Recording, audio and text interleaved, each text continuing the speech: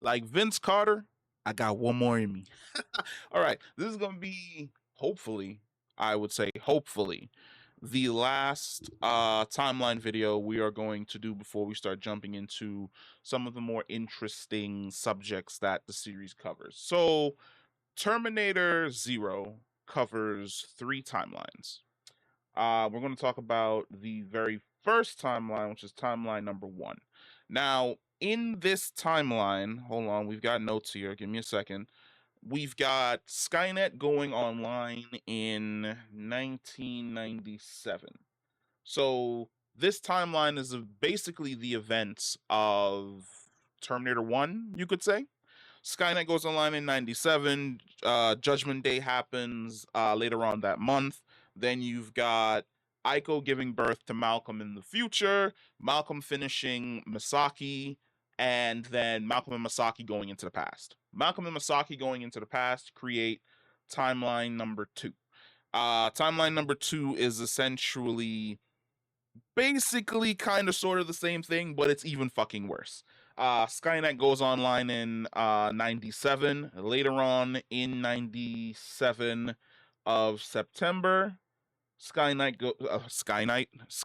goes absolutely ape shit and destroys the entire planet. While that is happening in Japan, on the opposite side of the world, uh Kokoro goes online, and just like Skynet, Kokoro says no mas to basically all of humanity and decides to hold hands with Skynet.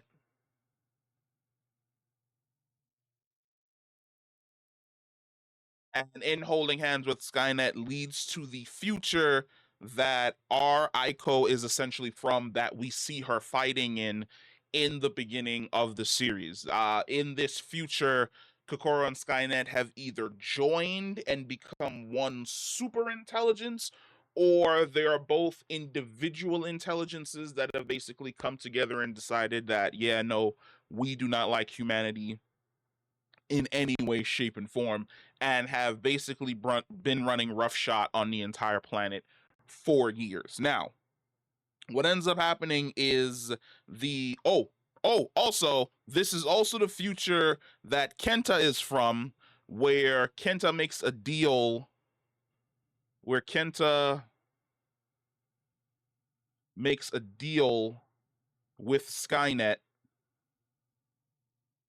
and brokers what we are told by Skynet is in some way, shape, or form a form of peace, but we do not know what type of peace that is. If it's peace with humanity being in pens, or if it's peace with humanity being the ones that are the slaves, we are not. That information ain't been made privy to us yet as to what exactly occurs in that version of the timeline in the future in regards to Kenta, as to what exactly the status of humanity in that timeline exact basically is in any way, shape, or form.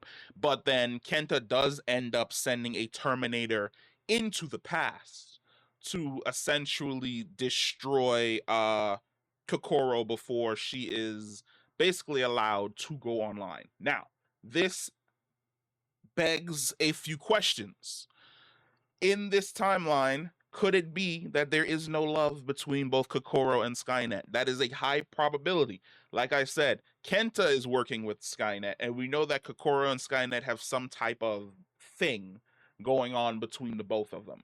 It highly seems as though Kenta and Skynet came together to basically fight off and destroy Kokoro in the future. So Kenta's faction of humans have basically decided to work with Skynet to destroy Kokoro, which is why Kenta sends the T-800 back into the past to both eliminate his father and then also destroy Kokoro before she can go online. However, there's something else that needs to be said. When we see the future events occurring where that Terminator is woken up, when the Terminator walks out of the main chamber, there's another chamber with what looks like to be humans in cryosleep, an argument could be made that Kenta's peace with Skynet isn't actually a peace. It's basically humanity could be giving up their bodies and digitizing themselves to join Skynet on some type of machine network, or linking themselves to a machine network in some way, shape, or form. Basically, I don't really like Kenta's variant of the future that he basically comes from. And of course, we know that these timelines don't cease to exist and they are not rewritten. They continue on with whatever their events are, which means that in this timeline, there is still a Kenta Skynet alliance, which there's a Kenta Skynet connection that can still send Terminators to multiple parts of the timeline, creating new branches. And this universe needs a TVA. They need a TVA to roll in, just wipe this whole thing. But the same thing could be said about Timeline 1, where Skynet gets up to its basic shenanigans like it typically does. And it can also, by itself, which is Skynet on a solo mission, where he's on his own and he's just still bombarding the timeline with multiple different Terminators. Then, of course, we arrive at timeline, number 3. Timeline number 3 is the events that basically occur in the show, which is Skynet goes online in 97. Early on, it gains sentience at the end of September, and it nukes the planet. There is, or should I say, there does seem to be some type of discrepancy in regards to people who are watching the show. The planet got nuked. Kokoro basically says that she prevented the nukes from hitting Japan, which it really has to be studied how many times animes come out and South Korea and Japan just get to exist while the rest of the planet just gets absolutely bombarded with death and fire. But Kokoro essentially comes out and says straight up, yeah, no, I prevented the bombs from landing here, but Judgment Day still happened. So Judgment Day has occurred in 97. However, the difference is in timeline number 3, Kokoro, instead of deciding that humanity bad, has decided that humanity good. And is now essentially kind of sort of maybe on our side. However, the ending does seem to I wouldn't really say throws a monkey wrench in the situation, but it does seem as though that now that Kokoro has the skull of the T-800 that was sent into the past to basically kill her, she definitely gets a leg up, or should I say a level up,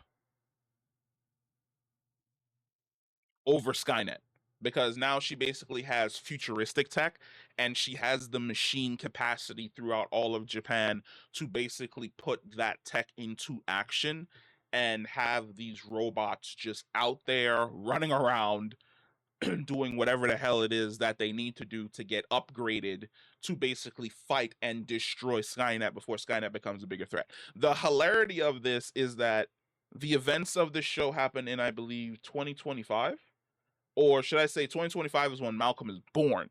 By then, we already see Terminators. They're essentially walking around. There is a high chance that Kokoro fast tracks the creation of Terminators because she has the skull. And by, I would say, 2007, maybe even 2010, just idling on Japan, using Japan's infrastructure and the fact that she has a robot legion infrastructure plus a robot legion means that Kokoro could win that war against Skynet before Skynet's even able to do anything to stop her. That's going to be interesting, which is one of the reasons why we really, really need a season 2, because currently we are living in timeline number 3, which is Kokoro's like, you know what? Humans are complex. And I kind of like that complexity. So I'm not going to kill y'all, even though I killed a whole ton of y'all. while I was having this discussion with Malcolm, which begs the question of what happened in timeline number 2 between both Malcolm and Kokoro when he brought her online. Did she immediately kill Malcolm, or did Malcolm fail to change her mind because there wasn't the element of sacrifice and his family there to basically give her that extra push to see that there's more to humanity than essentially war?